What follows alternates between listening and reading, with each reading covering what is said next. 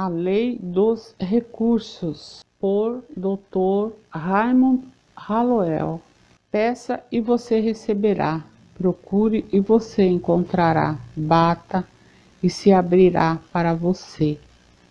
Mateus 7:7.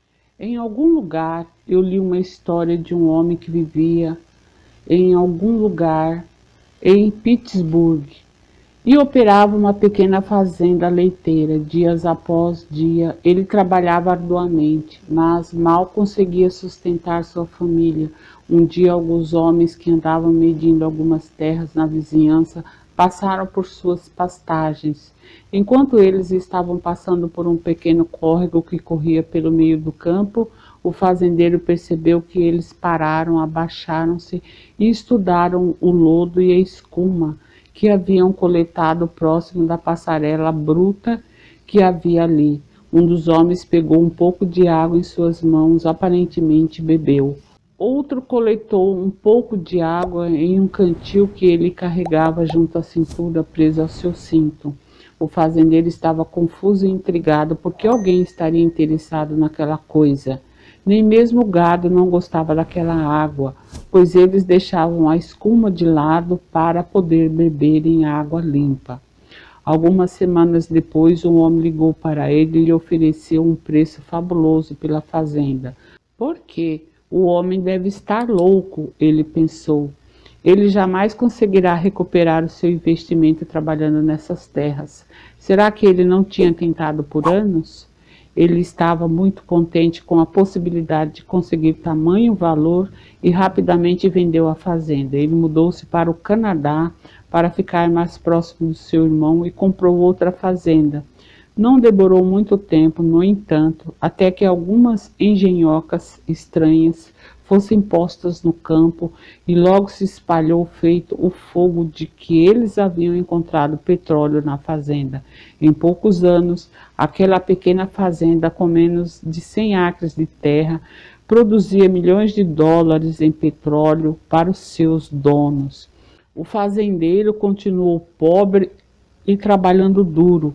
Isso porque ele sabia apenas como explorar a superfície do solo. A natureza tinha suprido o homem com muita abundância, mas ele conseguia perceber apenas uma pequenina porção. Ele apenas conseguia ver a fazenda como acres de pedras e de poeira.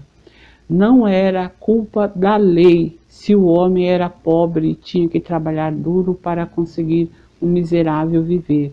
O homem sempre será pobre, enquanto ele demandar da vida apenas uma forma miserável de viver e ver apenas lutas, labor, trabalho duro e limitações.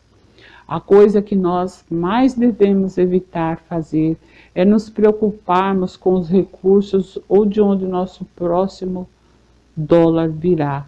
A angústia e a preocupação tendem a restringir e limitar a sua fonte de recursos. Elas tendem a fechar o fluxo que vem da substância, quer esse fluxo seja grande ou pequeno, ao invés de nos elevar acima das limitações, em vez de melhorar nossas condições ou aumentar nossas fontes. Elas nos puxam para baixo, junto às torturas da dúvida e do medo. Ao invés de esperarmos que muito mais irá fluir, nós nos tornamos cada vez mais ansiosos e tensos, o que aumenta nosso medo e acaba nos trazendo cada vez menos e menos. Ao invés de ficar temendo em nossos pensamentos, nós devemos relaxar e sermos mais expansivos. Nós devemos educar nossa mente para uma forma maior e pensar. Quando somos capazes de pensar de uma forma onde percebemos mais abundância, nós iremos receber mais abundantemente. Isso não significa que o engenheiro é destinado a ser rico e que o fazendeiro é destinado a ser pobre. Existem engenheiros pobres e fazendeiros ricos. Não é a vocação que determina a riqueza, mas é a demanda que nós exigimos de nossa vocação que irá determinar a nossa riqueza.